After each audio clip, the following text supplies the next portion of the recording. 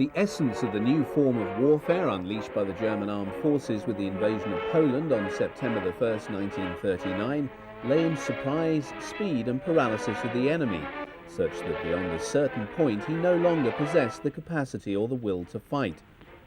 However, even Napoleon would not have seen in this anything other than what he himself had always sought to realize in his own campaigns.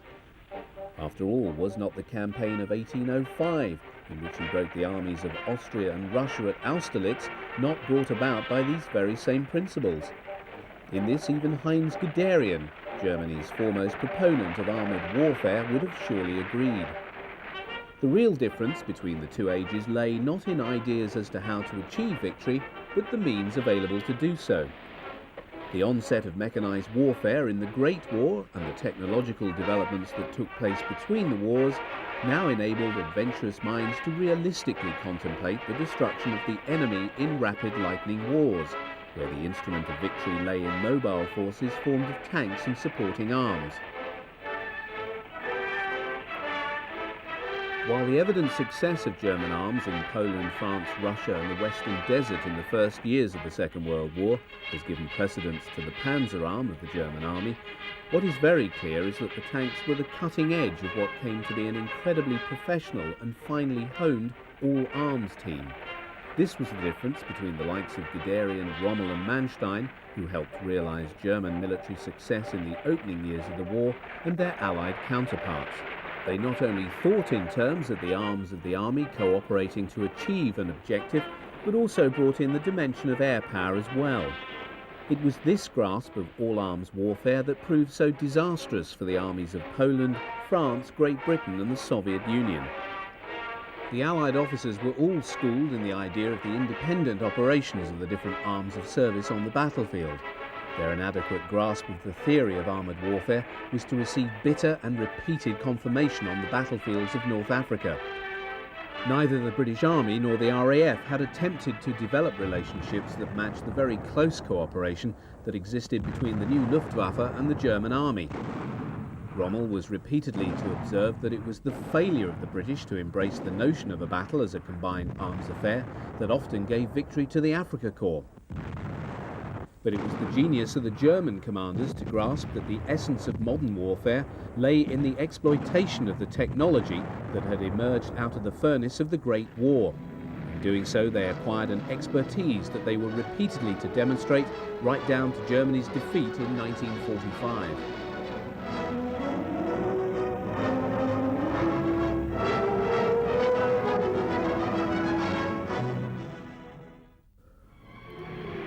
Vital to the ability of the Panzer divisions to achieve maximum impact in their assault on the enemy wherever they chose to attack lay the need for intelligence of that enemy. The eyes and ears of the all-arms team that made up German mobile formations were the armoured cars of the Aufklärungsabteilung, the reconnaissance battalions that roamed far ahead of the onrushing panzer formations. The Germans produced a range of armoured cars from 1933 onwards, which served them well throughout the conflict. Equally vital to the rapid movement of the panzer spearheads were the armoured personnel carriers, light tractors towing field howitzers, self-propelled anti-aircraft weapons, and prime movers towing the heavy artillery, ready to be deployed to deal with heavy enemy resistance. Most were half-tracked vehicles, a category in which the German army made much investment between the wars. But it was the radio communications nets that moved forward with the panzers and mounted in armoured cars and half-tracks that allowed the likes of Guderian a degree of command and control over his troops unknown to Napoleon, the significance of which, however, he would have grasped in an instant. In 1932, the Reichswehr issued a specification for a light four-wheeled armoured car to be employed for reconnaissance purposes by the cavalry regiments of the German army. The resultant KFZ-13, built by the Adler Company, was at best an expedient. Classified as obsolete by the Second World War, the KFZ-13 nevertheless saw service in the Polish campaign. Its retention through to the opening stages of the Russian campaign is the measure of the industry's inability to satisfy the German army's demand for production of the newer purpose-built armoured cars. The smallest and lightest of the new generation of the German army's programme of Einheits or standard armoured cars was the Panzer Spähwagen 221. The 221 was developed to serve in the reconnaissance detachments of the light, motorised infantry and panzer divisions and entered service in 1937, some 339 being built before production of the larger engine Model B was terminated in May 1940. Although the thickness of the armour was no different to the Adler at a maximum of 8mm, the 221 derived a greater degree of protection by virtue of its being angled on the body. Likewise, armament was very light, comprising a single MG-34 machine gun.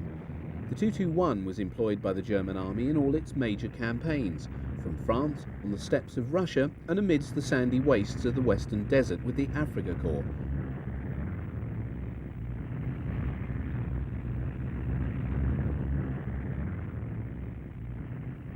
More often than not, it was the deficient armament of the 221 that led to its employment alongside its more heavily armed stablemate, the SD KFZ 222 seen here. While they shared essentially the same chassis and body design, the 222 was designed as a weapons carrier for divisional reconnaissance units and was equipped with a two-man, albeit very cramped, 10-sided turret mounting a 20mm KWK-30 or 38 automatic cannon, the latter being derived from the weapons carried as armament on the Messerschmitt 109 fighter of the Luftwaffe. Secondary armament was an MG-34. In keeping with German Army doctrine for the operation of reconnaissance detachments equipped with armoured cars, it was never envisaged that they would, by design, engage in offensive operations with more powerfully armed enemy units. Speed and flexibility were deemed to be the essential virtues of reconnaissance vehicles, and the armament they carried was to be sufficient only to allow them to engage enemy forces of a similar strength. It was assumed that rapid withdrawal would be the order of the day where possible, when it was clear enemy forces encountered were much stronger. Thus the 20mm cannon was to remain the heaviest weapon to be mounted on all types of reconnaissance armoured cars, until the advent of the 75mm support version of the 8-wheeled 223 in late 1942 and the 50mm turret-armed Puma in 1943. Nevertheless, in the first half of the war, the 20mm cannon armament was quite adequate to deal with most of the enemy forces engaged. Although the 222 served in all theatres of war, the decision to terminate production in June 1943 stemmed from a desire to equip the reconnaissance detachments in Russia with a more capable machine.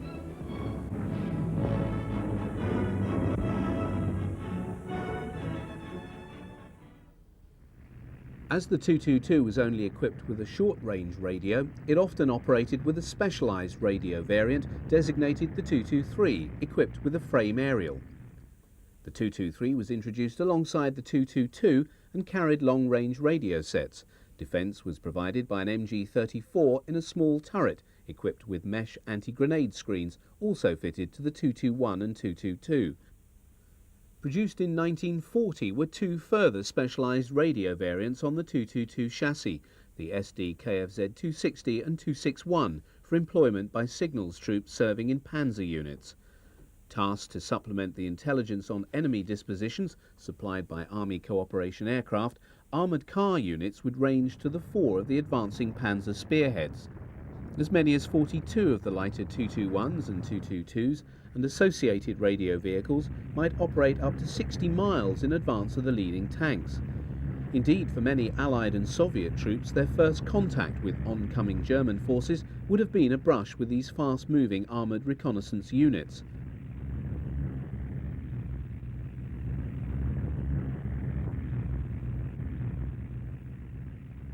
A rarity among German armoured vehicles, the SD KFZ 247 stands outside the sequence of the light armoured cars seen hitherto, and is more properly described as an armoured staff car come armoured personnel carrier. Those illustrated in this sequence are the 4x4 model, which entered production in July 1941, replacing the earlier 6-wheeled variant of the 247 manufactured in 1937. A reconnaissance battalion commander in his 247 leads a small column of supporting 222 armoured cars, one 223 radio car, through a French town during the occupation of Vichy, France in November 1942. The 6-wheeled SD KFZ 231 series, comprising the basic 231 heavy reconnaissance model, the 232 model with frame aerial, and the 263 heavy radio car, was the first of the new generation of armoured cars entering service with the German Army in 1932. The basis of this vehicle was the 6x4 light cross-country chassis that the companies of Daimler-Benz, Magirus and Bussing-Nag were already producing for commercial lorries. Although this was demanded by the Army for reasons of economy, it was rapidly seen to have been a false saving, inasmuch as the 231 series was handicapped from birth by technical limitations that was to reduce its service life. Production of the type lasted just 4 years, and the design was phased out in 1937. Weighing between 5 and 6 tons, the 231, like the 222, was equipped with a main armament of a 20mm cannon and machine gun in the turret. Although by 1939 the six-wheeled 231 series had been superseded in the heavy reconnaissance role by the more sophisticated 8-wheeled armoured cars in the German Army, they nevertheless saw limited use in the opening year of the conflict. Employment in Poland and France only confirmed its limitations as a cross-country vehicle due to its heavy weight and low engine power. Thereafter it was turned over to training units. Although a less than successful design, the heavy six-wheeled series played a formative role in developing the operational techniques employed by the reconnaissance battalions in the pre-war period, and first applied in the occupations of Austria and Czechoslovakia. Best known of all German armoured cars was the heavy 8-wheel series introduced in 1936. While this new design series inherited the earlier 6-wheeled role designation, with the 3 variants on the 8-wheel chassis retaining the SDKFZ 231, 232 and 263 number sequence, it was distinguishable from the former by the addition of the suffix 8 Rad. Choosing to opt on this occasion for a purpose-designed chassis, the 8-wheeled series was without doubt the most sophisticated armoured car in the world. Although the chassis of the 8 Rad was built by Bussing-Nag, oversight of the project and manufacture of the armoured bodies was undertaken by Deutschen Werk of Kiel, with final assembly the responsibility of the F. Schischau Company of Elbing. Between 1936 and September 1943, a total of 847 machines left the production line. 8-wheeled armoured cars of the 231 series saw service from the Polish campaign through to the defeat of Nazi Germany. Allocation of this heavy armoured car was dependent upon the formation operating it. The largest number served in the Panzer formations, where each division received an allotment of 12, while a motorised division received 6 and a lorried infantry brigade just 4. These operated in tandem not just with the aforementioned light car series, but also with supporting troops on motorcycles with machine guns mounted on sidecars.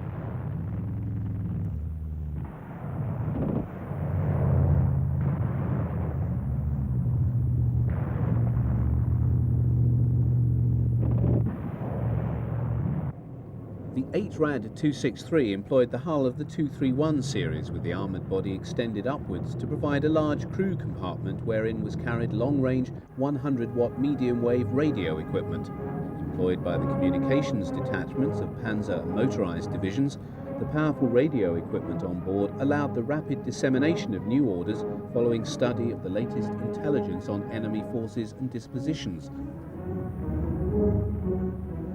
One of the best sequences of film showing armoured cars in action comes from the operations of the reconnaissance detachment of the 1st SS Division Leibstandarte Adolf Hitler during the Balkans campaign in April 1941. A mixed detachment of light 221s and 8-wheeled 232 radio cars and 231 standard reconnaissance vehicles is seen moving stealthily through a Greek town, where they've been giving chase to retreating British forces.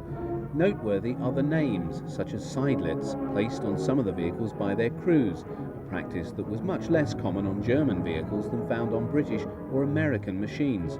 During this campaign, the reconnaissance detachment of the Leibstandarte was under the command of Sturmbannführer Kurt Meyer, who received the Knight's Cross for this command.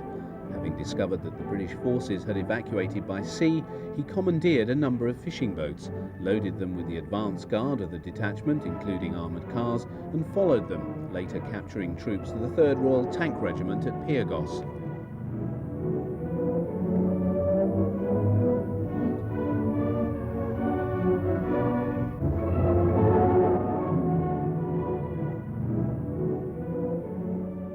It was in North Africa that the 8-wheeled armoured cars fully came into their own. Contrary to common belief, the Libyan desert is not all deep sand and provides an admirable surface for wheeled and track vehicles to move fairly swiftly.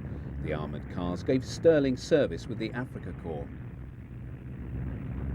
Operation Barbarossa provided the greatest challenge to the armoured car units as they plunged into the depths of Russia, spreading their limited resources across an ever-widening front. Here, a 222 and a 232 of the 11th Panzer Division of Panzer Group Kleist, operating with Army Group South, are ranging deep behind Soviet lines, gathering vital intelligence on Red Army units during the drive towards Kiev in August 1941. It was in Russia that the full benefit of the specially designed chassis of the 8 Rad series was especially appreciated. Russian roads were rarely tarmacked, and during the summer storms, heavy rain would transform sandy tracks into quagmires. However, the onset of the terrible Russian winter allowed the 8-wheelers to put their all-wheel drive to best possible use.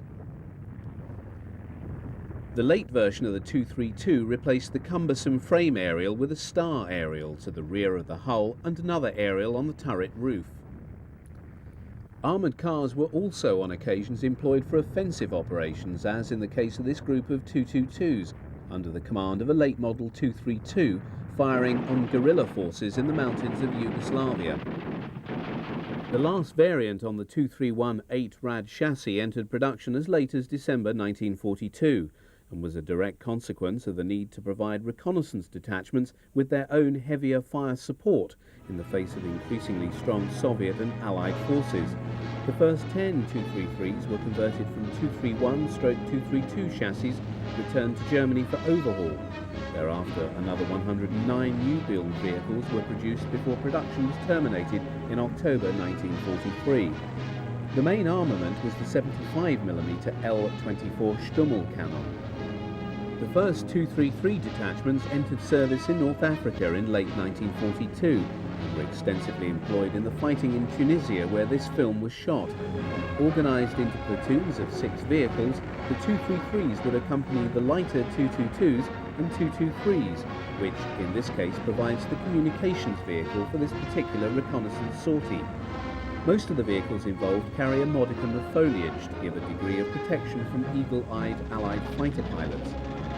The 233 normally carried a mixture of 33 high-explosive and armour-piercing rounds, although, as in the case of other armoured vehicles, crews frequently carried more rounds depending upon the sortie and likely opposition. The 233 proved to be an effective and well-liked machine.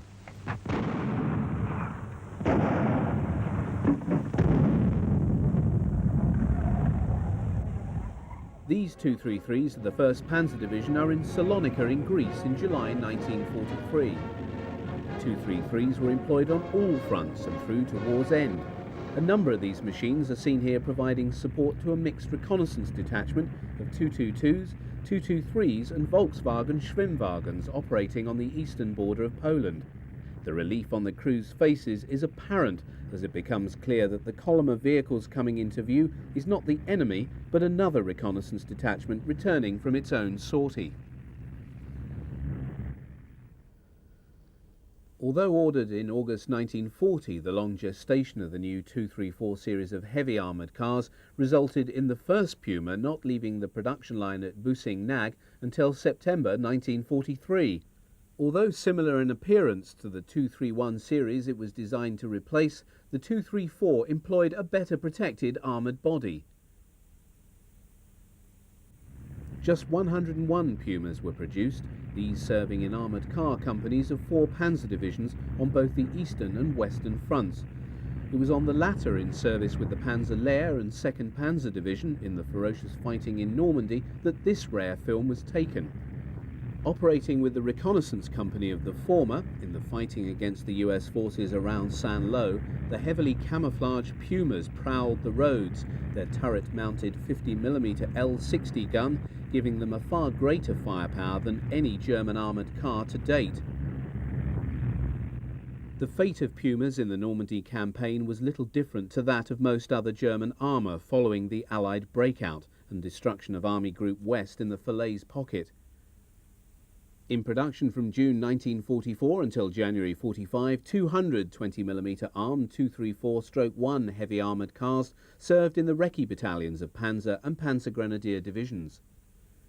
The 234-3 fulfilled the support role within the reconnaissance units. It mounted the 75mm cannon, which by 1944 was no longer adequate in this role.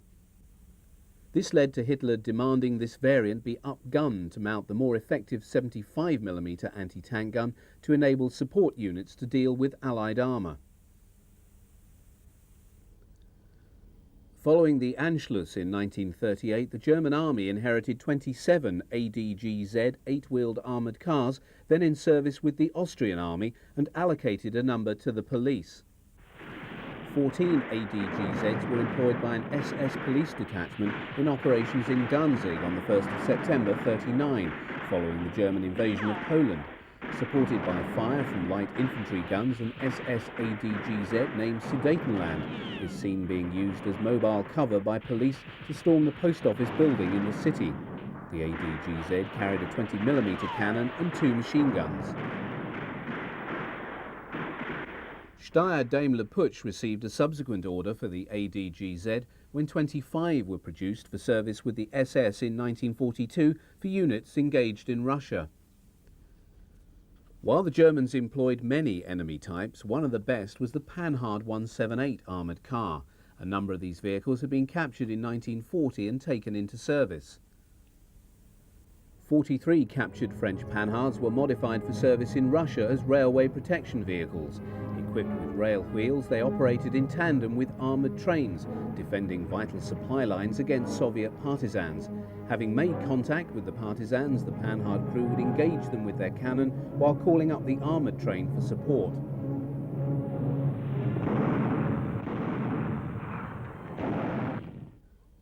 Such was the effectiveness of the wartime 8-wheeled armoured cars that the Bundeswehr chose to employ the same configuration on its new Lynx reconnaissance vehicle in 1975. No combatant employed a greater variety of half-track vehicles during the Second World War than Germany. However, the interest of the German army in these machines predated the rise to power of Adolf Hitler and the subsequent expansion of the Wehrmacht in the years after 1933. Indeed, early examples of such machines were employed in very limited numbers in the Great War. Experience with these Marienwagens and Kraft prototypes were employed as the basis for the formulation of specifications for half-track types to be used in the programme for the motorisation of artillery within the Reichswehr as early as 1926. The finalisation of this programme in 1929 had led to the identification for the need of a range of half-track machines to fulfil mainly tractor tasks. By 1932, the programme identified the need for a light half-track weighing 5 tonnes, a medium tractor of 8 tonnes, and a heavy machine of 12 tonnes. However, in the light of the expansion of the Wehrmacht after 1933, the need for 2 further types was identified, and in 1934 specifications for 1-ton and 3-ton machines were issued, subsequently becoming 2 of the most important types to see service in the Wehrmacht. The need for an additional type of very heavy half-track of 18 tonnes was not finally identified until 1936. The large number of companies brought into the manufacturing programme for these half-tracks reads like a who's who of the German automotive industry. Büssing-Nag and Daimler-Benz in Berlin, Krauss-Maffei of Munich, Farmo of Breslau, Demag in the Ruhr and Borgward of Bremen. In the period immediately prior to the outbreak of the war, the German army succeeded in streamlining the number of types being produced so that throughout the period of the conflict, just 8 remained in production. Smallest of the wartime half-tracks was the Kettenkrafttrad, or small motorcycle tractor. Although developed by the NSU company, it derived from work on a vehicle originally developed for the Austrian army. Production of the Kettenkrad began in 1940 and continued at NSU until 1944, by which time they produced some 8,345 of the machines. Although designed ostensibly as a towing vehicle for light anti-tank weapons for airborne troops, first seeing action in the invasion of Crete in 1941, such was the utility of the machine that it was employed extensively by the German army as well. The mobility of the Kettenkrad was extremely good, and its ability to deal with even the most severe of terrains made it a popular machine. Although driven by its tracks, steering was achieved mainly by the driver turning the front wheel, as with a conventional motorcycle. But at more extreme turning angles, controlled differential steering brakes took over. The ability of the Kettenkrad to deal with a variety of driving conditions is well attested by this film of new machines at the NSU being put through their paces at the factory testing ground. The Kettenkrad served on all fronts from 1941 onwards, and examples captured in the Western Desert by the British were often employed by them.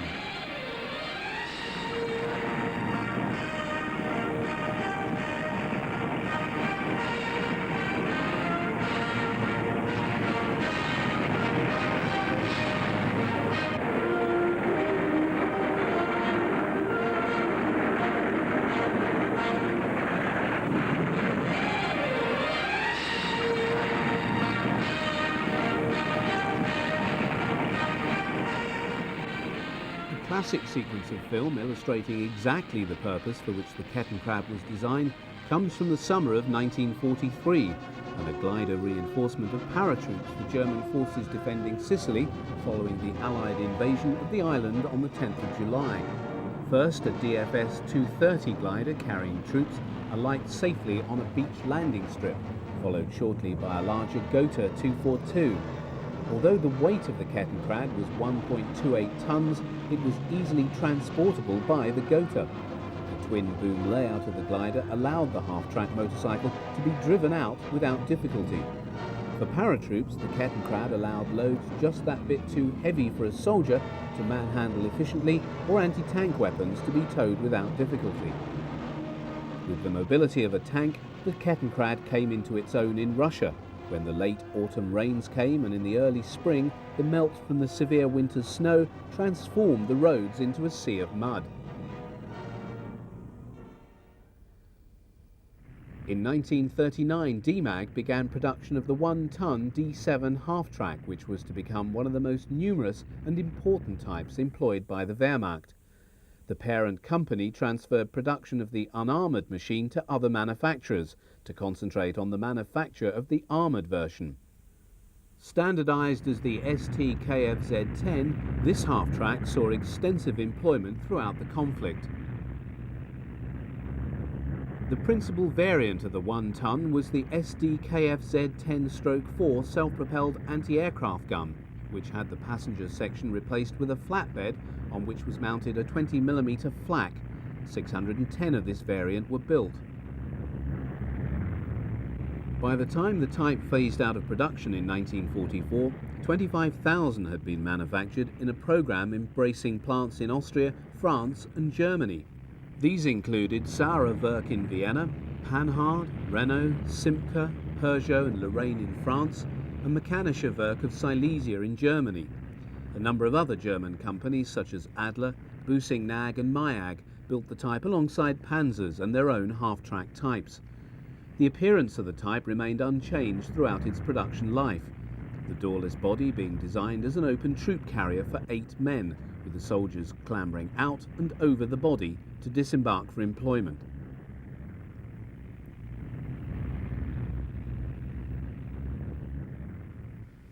The adaptation of the 1-ton chassis to take an armoured body in 1939 led to the appearance of the SD-KFZ-250 series for service in the reconnaissance units of panzer and motorised divisions. The interior was designed to carry the driver, commander and 4 troopers. The armour gave the crew protection from small arms fire. Although a number of prototypes of the 250 were tested in Poland, production was delayed and the first machine did not leave the production line until June 1941. The 250 spawned a family of variants. 2 can be seen in this footage of the recce unit of the 1st SS Division in France in 1942. The 250-10 mounts a PaK-36 and the 253 radio command variant a frame aerial. As production of the 250 expanded, film of the type begins to increase. This from the 1942 campaign in southern Russia shows the basic 250 armoured personnel carrier, PaK-armed and radio versions engaged in the advance on Rostov-on-Don. For self-defence, the 250s carried an MG-34 mounted on the forward upper hull. Often a second MG-34 was carried on the upper rear hull mounting. It can also be seen how the troops of the section also employ their own personal weapons, such as the MP-38, for firing from within the vehicle.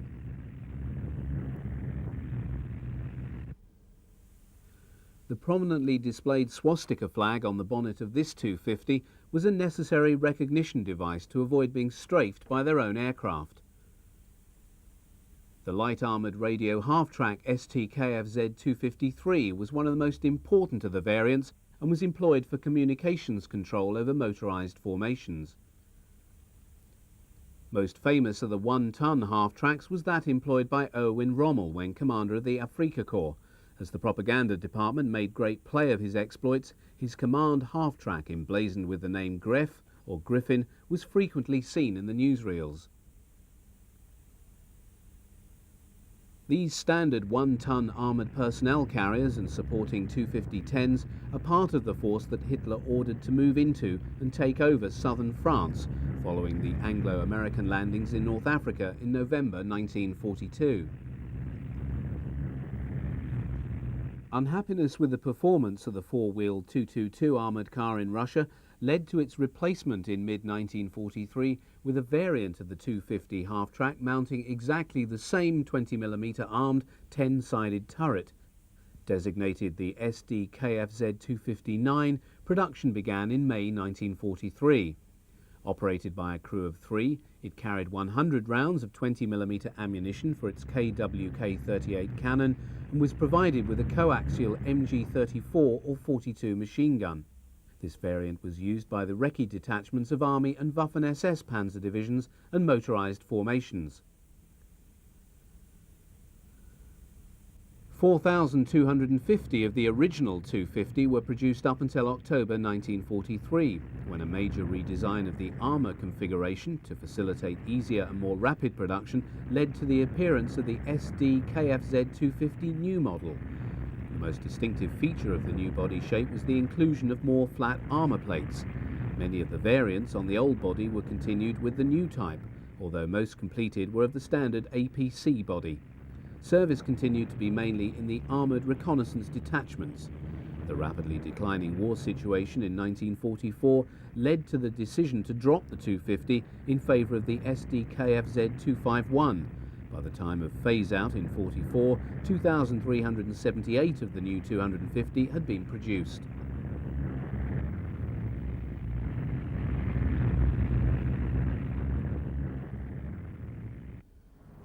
One of the least publicised of German military vehicles and rarely the subject of substantive newsreel coverage, the 3-ton SD-KFZ-11 was nevertheless one of the most important produced during the war. This unarmoured 3-ton machine holds the distinction of having the largest production run of any unarmoured half-track manufactured during the war, with no fewer than 25,000 being completed. The 3-ton chassis was developed by Borgward of Bremen.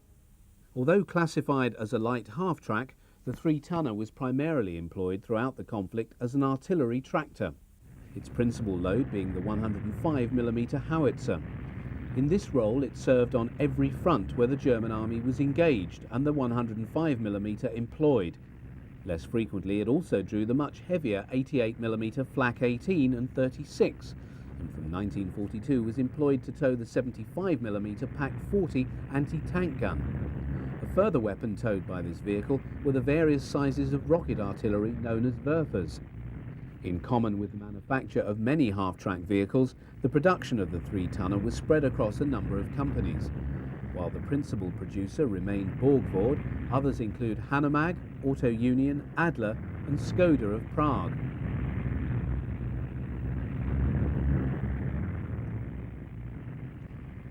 The SD-KFZ-11 reflected standard German half-track design in that its engine was mounted at the front of the vehicle. Steering was effected through the front wheels.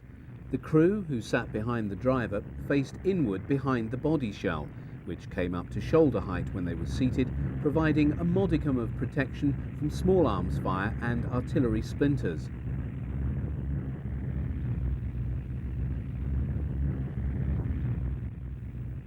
The 3-tonner proved to be an immensely versatile machine, and from 1943 onwards, its manufacture was deemed to be a matter of priority. Its very effective cross-country performance, even in Russia, led to a number being provided with a flatbed in place of the crew compartment, so that it could be employed for the carriage of medium loads.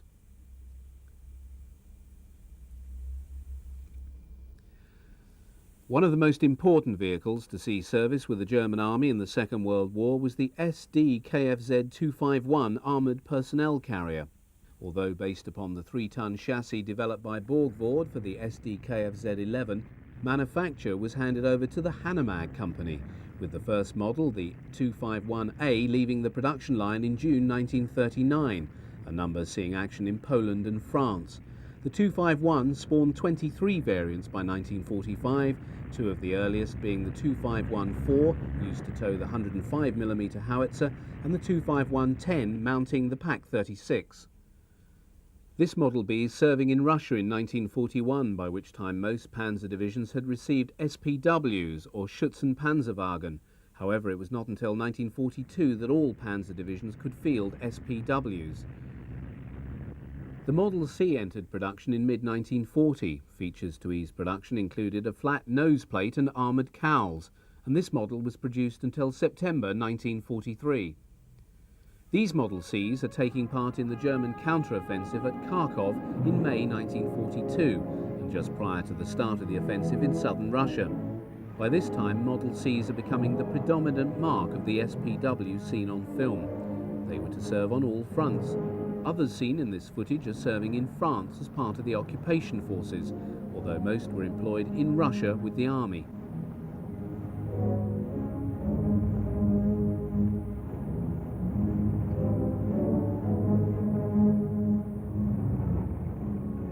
Of particular interest is film dating from late 1944, where Model Cs are being employed to train Volkssturm troops in tank destruction, employing magnetic mines and other devices. One of the most important of the SPW subtypes was the 251-3 Funkwagen. This radio command half-track stood at the nexus of a communications net in panzer and motorised divisions that provided a link to other arms. Employed by senior officers, it had a major command function, and to this end was equipped, depending upon the unit it was employed by, with up to 8 onboard radios. Frequently employed in this type was the Enigma encoding machine. The Funkwagen was clearly distinguishable until 1942 by its prominent frame aerial, thereafter replaced with rod aerials. These SPW Model Cs and motorcycles belonged to the 11th Panzer Division serving in Russia in the winter of 1942-43. Despite the 8-ton weight of the SPW, it was carried with ease by the Messerschmitt 323 Gigant. With a lifting capacity of 22 tons, the ME 323 could easily lift both an SPW and a DMAG 1-ton half-track.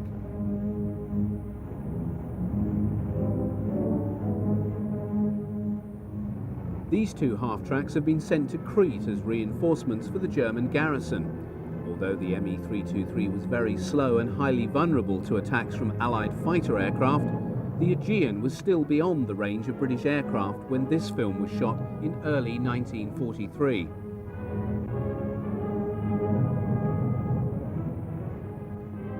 (4,650) of the first 3 models of the 251 had been produced when, in September 1943, the final model, the D, appeared on the production line.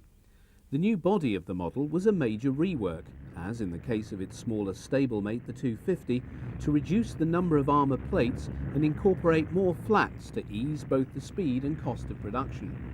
The rationalisation led to the emergence of a much cleaner looking machine, wherein many of the awkward angles and more complex features of the first 3 models had been eliminated.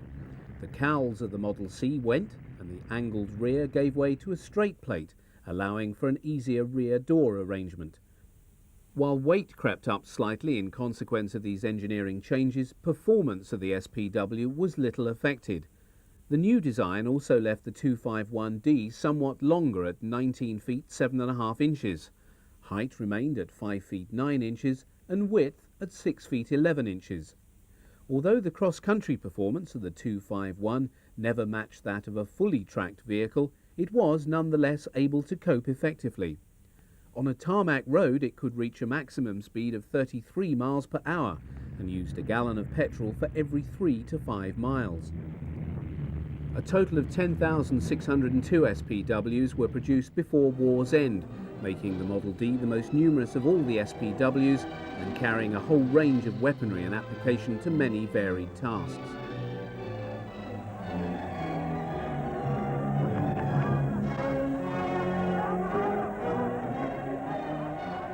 One of the most useful of these was the 2517 Pioneer Wagen, which mounted 2 small assault bridges. The 2517, illustrated here, is serving with the Waffen-SS Division Viking in Poland, late 44. SPW units discovered early on in the war that it was not always possible to lay hands on heavier armament when confronted with a heavily armed enemy. But experience in Russia forced the need for SPWs to be given their own fire support. The development of a 251 to carry the 75mm L-24 cannon was ordered by the Army in 1942, with the first production machines, employing the Model C chassis, entering service before the end of that year. The identical fitting of the 75mm gun as employed on the C was adopted for the D. Later in the war, a standard mounting for the gun was developed that sat on top of the body. In his inspection of the newly raised 12th SS Panzer Division, Field Marshal Gerd von Rundstedt stands to examine a 251-16, a version of the SPW fitted out to tow 140mm flamethrowers. Later in the sequence we see a 251-16 in action, supporting troops in Holland in the late autumn of 1944.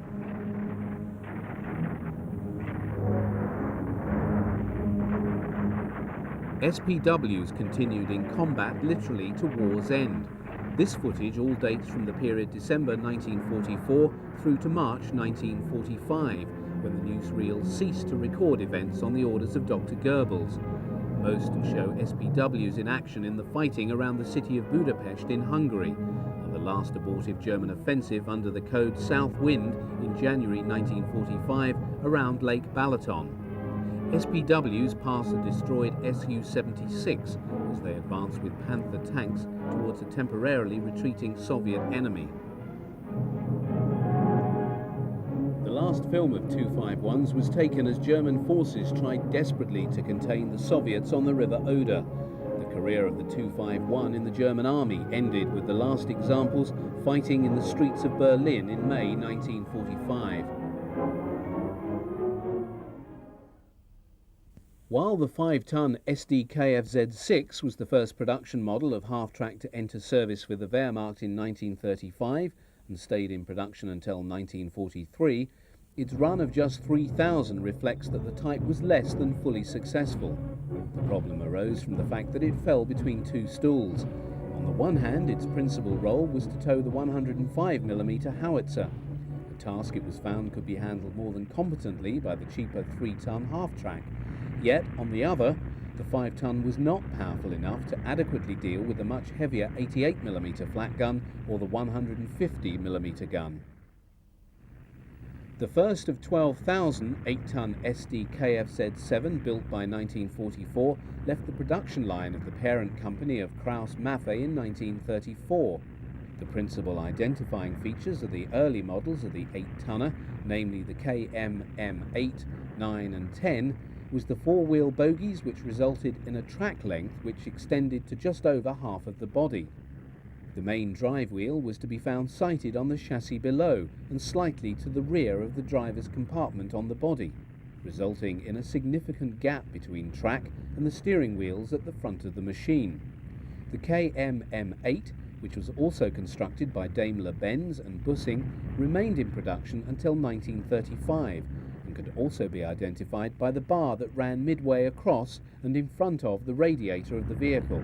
Seen here is an example of a KMM-10 pulling an 88mm Flak 36 in Russia in 1941. The most important model of the SDKF-Z7, the KM11, emerged in 1937 and was to remain in production until 1944. It was also built in Austria and Italy. However, it is the KM M10 that is seen in a film released by the Air Ministry entitled Flieger Flüger. This was a major propaganda film showing the growing strength of Goering's Luftwaffe. Coverage is included of a major exercise involving Luftwaffe flak units and gives us a detailed picture of the operations of the 8-ton half-track and the 88mm anti-aircraft gun, a combination that before too long was to acquire a most formidable reputation. The 88mm guns are hitched up to the half-tracks, which are still employing the three-colour camouflage system of grey, green and brown.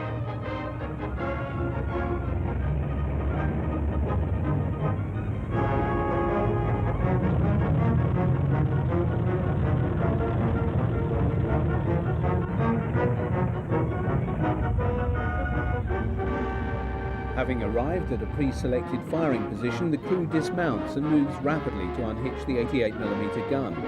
This allows us a closer look at the procedure that would be employed on an almost daily basis once the Second World War began, either when the flak gun was being employed in its intended anti-aircraft role or as a deadly anti-tank weapon. Although heavy, the gun is easily deployed by the crew and prepared for action. The approach of aircraft, in this case Dornier 23 bombers, leads to fire being opened.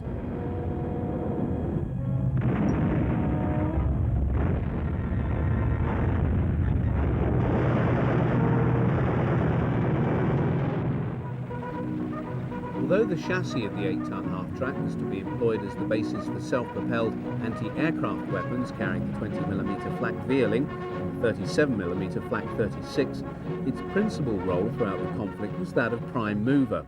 While we can see the occasional SDKF-Z7 towing the 105mm howitzer, its primary towing weapon, other than the 88mm flak, was the different versions of the Army's standard heavy artillery piece, the 150mm gun. With much of this immediate footage coming from the opening stages of the Russian campaign in the summer of 1941, it shows how towed artillery units were required to advance as quickly behind the fast-moving spearheads as was possible. Good communications made it possible for a tank commander to call upon artillery to rapidly deploy and provide fire support off the move and in a short space of time. There can be little doubt that it was this ability to bring heavy artillery fire to bear quite quickly that contributed much to the forward momentum of the German forces in Russia. As the scope and length of the conflict widened to a degree that had never been desired or anticipated by Hitler, the success and effectiveness of the 8-ton half-track led to increasing demands for its supply. This derived particularly from its ability to deal with the severe conditions encountered in Russia, and the need for the army to acquire even greater mobility for its limited assets as the war situation declined after 1942. Heavy losses of these machines in North Africa and in Russia could not be made good, even though by 1943 the production lines at Krauss-Maffei in Munich were manufacturing 100 SDKF-7s per month. That it was undoubtedly a highly effective machine can be seen in the way that the British, having extensively tested an example seen in the Western Desert, very seriously contemplated putting the type into production for their own armed forces. Other than the self-propelled variants, the 8-tonner was produced essentially as a prime mover. In late 1943 and 1944, a number were built by Krauss-Maffei with wooden-type truck bodies and were employed carrying heavy loads such as ammunition. A novel employment of the SDKF-Z7 is when a number were converted in 1944 to command vehicles and attached to V2 launching units.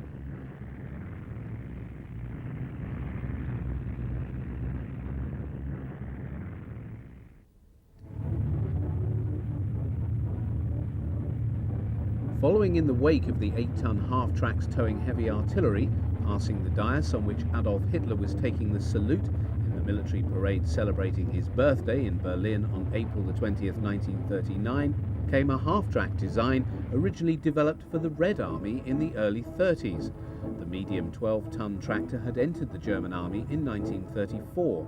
The final model, the DB-10, entering production in 1939.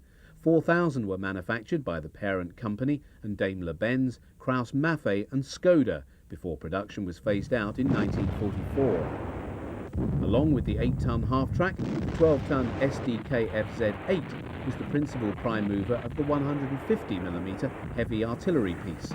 The weight of these pieces, the size of crew needed to serve them, required vehicles of the size and power of the SDKF-7 and 8.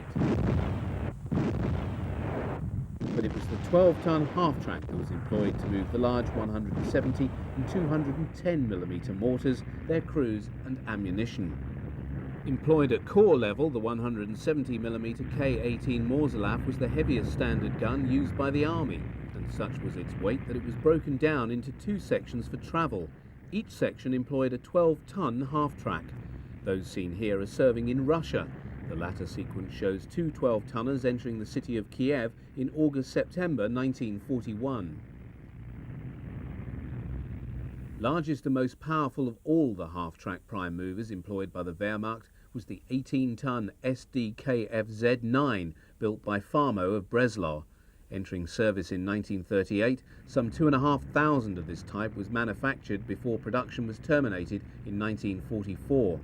One of its roles was acting as prime mover for the very heavy artillery pieces. It is in that capacity that 2 18-ton half-tracks are seen here being employed to slowly move to its emplacement one of the very large guns mounted by the Germans at Cap Gris-Nez near Calais in northern France in 1940. These were employed to fire at shipping in the English Channel and on coastal towns across the Strait of Dover. But it was as a recovery vehicle that the Farmo was most commonly employed. The heaviest type had a winch capacity of 40 tons, while that seen here employed an electric 10-ton crane.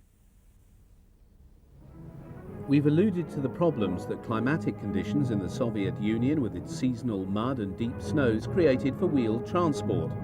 2 solutions, one a purpose-built response and the other initially an expedient later adopted for mass production, were available by the second winter of the campaign, in the form of the fully tracked Raupenschlepper Ost and the Maltier half-track load carriers converted from lorries.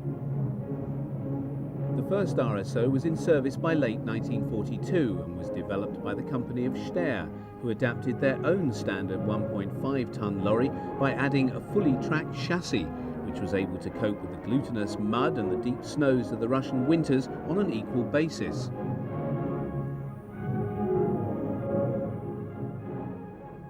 The first Maltier was a field conversion, the response of the SS Division Das Reich to the conditions in Russia.